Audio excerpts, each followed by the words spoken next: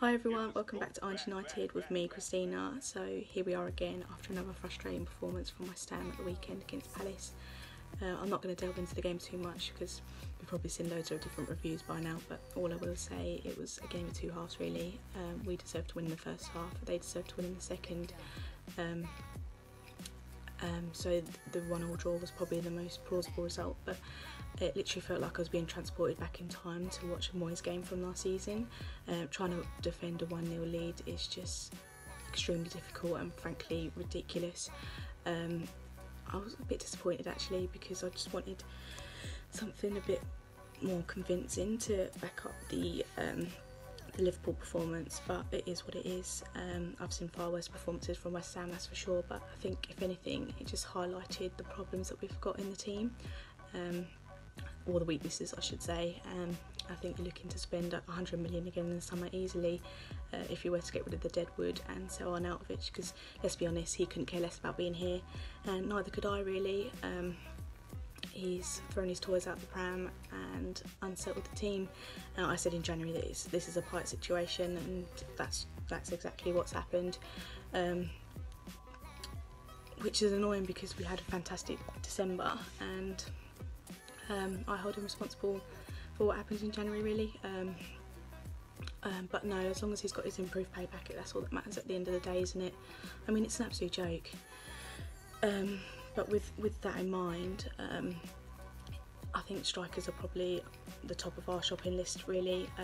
If you look at the alternatives in Carroll, Hernandez and Perez, all of which are inconsistent and unreliable, and if you look at the latter two in particular, if we're playing with one up top, which we tend to do quite often, there's no point lobbing long balls to them, expecting them to hold up and introduce others into play, because they're all 5'8", it's just not going to work.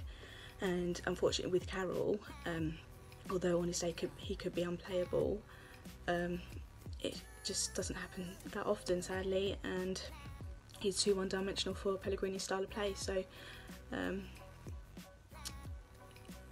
and don't even get me started on the wages that he's on.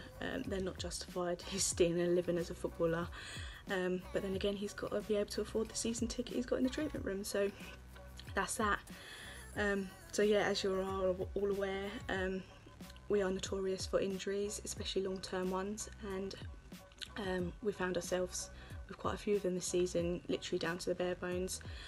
So it was a good thing that we invested in the summer, because I dread to think what predicament we would be in if we hadn't have. And with the news of Lanzini and Balbuena being back, that is absolutely massive for us. Like I said in the previous video, the loss of Balbuena was tough to take.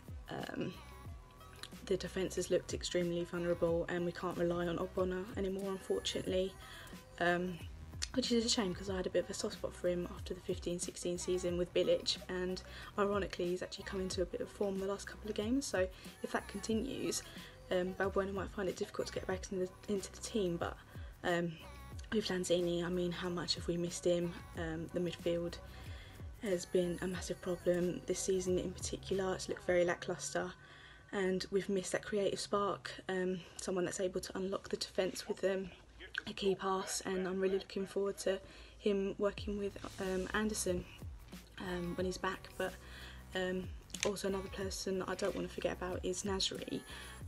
He's just had a short-term injury, and I think he's available for the Fulham game. Yeah, it's a tough one really, because I was very underwhelmed with the prospect of signing him. I hold my hands up, I've been proved wrong. He's actually been a very decent acquisition to the squad in January. I think it's helped that he used to work with Pellegrini before, so and I have every faith in the manager. I think he's done really well with the acquisitions that he's had last summer, and I'm looking forward to what he's got in store for this summer. And with that, we need to sort out the midfield, and going back to that again, it's just so difficult, because I'm going to be slated here, but Noble, he's had his day unfortunately. No longer a starter, just about makes it on the bench, to be honest. I think he is an impact player now. if you look at the balls that Alan Outfit scored. So I think that's the sort of role he needs to play with the team going forward now, because Rice, who has arguably been one of our best players of the season, has had to do his job, and Nobles. So I think that's where it's gone wrong. But yeah, on that topic of Rice, he's pledged his future to England as well. Good lad.